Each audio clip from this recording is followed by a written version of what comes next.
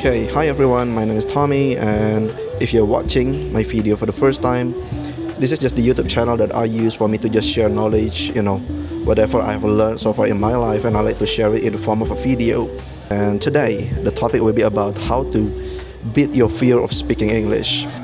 For those of you, maybe Indonesian, since I live in Indonesia, for those of you that are struggling, to learn English, to speak English, this is the video that I specially made for you. Because along my journey, in my work profession, I would say that I've met a lot of people that told me like, oh, I want to be like more fluent in English, and then after that, I want to be like better at speaking, I want to be like better at writing. Well, I've heard this multiple times, but normally what happens is, after they say this, I don't really see them like doing anything to improve themselves, right? So one of the reasons is because they're afraid to use the language. Now, so today, let's talk about this, right? So normally, I would say that there are three things that people like to use as an excuse, I suppose, as to why they are not using English, right? Or they are not simply like using it enough. The first one is English is not that useful when we live in an environment that don't speak a word of it. And to be honest, in a way, I cannot like agree with that. So if we think about it, let's say for example, like me in Indonesia, I don't use English a lot unless I'm gonna have to like in certain different situations, right? Like for example, in my line of work where I'm gonna have to use English, there are moments when I'm gonna have to use English, I'm gonna use it, right? And then in moments where I want to talk like this in front of a video, and then after that I'm talking about how to beat the fear of speaking English, I'm using English simply because I want to show you that it's not that hard, okay, to beat your fear. But then again, so when the environment doesn't support us, or at least there's not a lot of people that can speak with us in English, let's say, it often becomes a reason why we are doubtful. We fear to use the language, and I can totally understand that. The second reason is because grammar is hard, obviously, right? I would say that 90% of people that I have encountered, they would say that, hey, yeah, grammar is hard, Probably learning new vocabulary is not that difficult, but grammar is definitely like one of the most difficult things that people often like afraid of, And then I don't have enough time. Nah, this is the third reason, right? Like, I'm busy. It's the same with like going to the gym or learning new styles. We just feel like we simply don't have enough time because we are busy, maybe from Monday until Friday on the weekdays, and then after that on the weekends we have plans. Like we make plans with our friends, we make plans with our family. So we don't really have enough time to like learn English, right? So based on at least just these three reasons, I would say that this covers like 95% of the reasons why a lot of people seem to be like afraid of speaking English. Now, so today, in order for us to basically just try to overcome, right, these excuses, these rejections of, trying to use the language, I will give you several suggestions, okay? The first one is to actually allocate daily or weekly sessions where you will focus on speaking, even if you do it alone, okay? So these sessions do not actually have to be long. Okay, it's not like you're gonna have to do it like an hour, right? I would say even like 15 to 30 minutes would be enough, okay? But you're gonna have to like allocate the time. You're gonna have to make the time. We cannot expect that we're gonna be able to improve on something if we don't make the time for it. If we just think like, okay, I'm gonna use the time that I have left on my day for me to learn this or for me to do this. If you use the time that you have left, normally is that you're not gonna prioritize that, right? And if you don't prioritize something, you don't make time for it. So eventually you're gonna find more reasons for you to not do it rather than reasons for you to do it. Very simple. It's a very simple logic. Hence why if you allocate your time on purpose and you allocate several sessions, right? Let's say every day you allocate like 15 to 30 minutes, or you allocate like 3 to 4 days for you to use the language. This will make you prioritize that thing, and this will drive you to find the reason for you to use it more. Okay, that's why I tell you to allocate the time. Doesn't have to be long. Just make it simple, make it easy, make it short.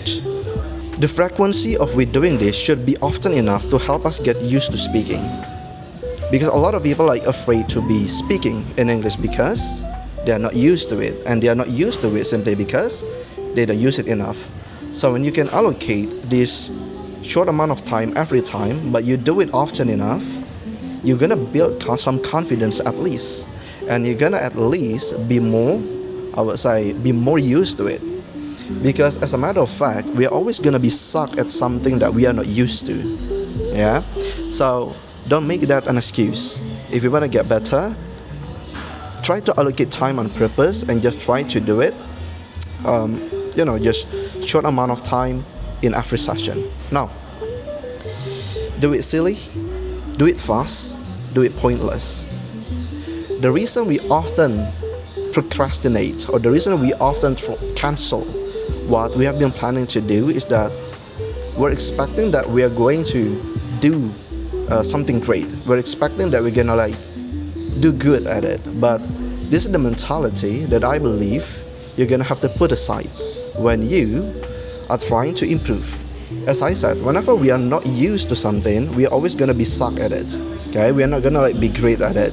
So I would say that when we are still learning, when we are still trying to improve ourselves, just put those expectations aside. Okay, throw it out of the window, so that you can do it silly, as I said, and then after that do it fast, as I said. So when you try to build a new habit, when you try to start something, you need to make sure, or you need to try at least to do it in a way that you can do it fast. Maybe you can do it on the weekends, right?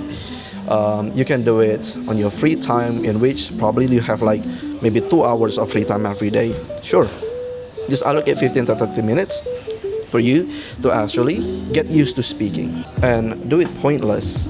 So when you do something, right, just consider you're doing it for fun, not you must have a certain goal for you to achieve. Because the goal here is to overcome your fear. The goal here to actually get you used to do something, right? And for you to be able to do this, you're gonna have to be able to do it often enough. And normally when you have very big goals to achieve, it's gonna be harder, because you're gonna be oh, I need to achieve that goal, and otherwise I'm wasting my time. That's the mentality that normally people will build when they already have big goals from the very beginning. So as I said, when you're trying to do something and you're trying to get used to it, or you're trying to make a habit out of it, just do it pointless, do it for fun. When you're watching movies, maybe by imitating the actors, or by imitating what the actors or actresses said, just do it pointless, do it for fun. This way, I would say all the challenges, all the things that will prevent you from doing it, because previously you had all these preconceptions that you had to achieve something, is gone now. So it's gonna make it easier for you to actually start doing it. All right. And this is getting closer to my endpoint, everyone. The next suggestion is to actually, you must not just memorize, but you must understand what you are learning. The reason why I actually improve a lot when I was trying to master English is that I wasn't trying to memorize the grammar. Because that's what a lot of people seem to be trying to do. They're trying to master. No, they're trying to memorize, the sentence structure. Oh, you need a subject, and you need a verb, and then you need an object. I mean, it's all good if you can remember all those things. But rather than just memorizing, because I find that, for example, when I was a student, I really hated math. And one of the reasons is probably because I just tried to memorize all the formulas, It's not easy, right? Because when I try to memorize the formulas one day before a test, after the test, I'm gonna forget it again in probably in less than a day, or probably the next day I already forgot the formulas. So I find that whenever we are just trying to memorize it instead of understanding how to use something, it's only gonna go into our short-term memory. And if we want all this information to go into our long-term memory, we should try to understand. For example, when we are trying to learn grammar, we should try to understand, when do I use simple present tense? When do I use present perfect tense, for example? In what kind of situation should I use it? Try to understand that rather than memorizing, oh, I need a subject, and then after that I need the half-has, and then I need the verb 3. That's not a good way to learn, if you ask me. Just from personal experience, alright? So try to understand it rather than memorizing everything. And lastly, if you don't feel like this is a chore, okay, this is something that you can do later on, but if you do want to improve yourself, one of the things that I would suggest you to do in speaking is that try to record yourself for improvement. So when you practice speaking for about like 15-30 minutes, right, you could try to record yourself like for the first 10 minutes or maybe for the whole thing, and then just try to listen to it again and again to see like, did I make a mistake, or is there something that I could improve? Did I still use a lot of and because some people do not realize that they have used a lot of and when they're speaking. There are a lot of pauses, and that is one of the things that we want to improve now. So when we want to be better at speaking, normally we want to, I would say, filter out. We want to like decrease the amount of pauses, the right? So record yourself. This is a good way for you to see, oh, I've made some improvement in my fluency, for example. I've made some improvement in my choice of vocabulary. Okay? But then again, when you're just starting, I would say maybe for the first month, you don't actually like have to do this. But once you become more used to using English, let's say, and you become more used to speaking, recording yourself will be like a very useful method for you just to reflect on your past performances, for you to just reflect it on how far you have come along. Because if you don't have no recording at all, when you practice, let's say in 1 month, 2 months, 3 months, where you don't record yourself at all, you're also not going to see how far you have come, how much progress you have made, I would say. So record yourself. That's a good thing to do, alright?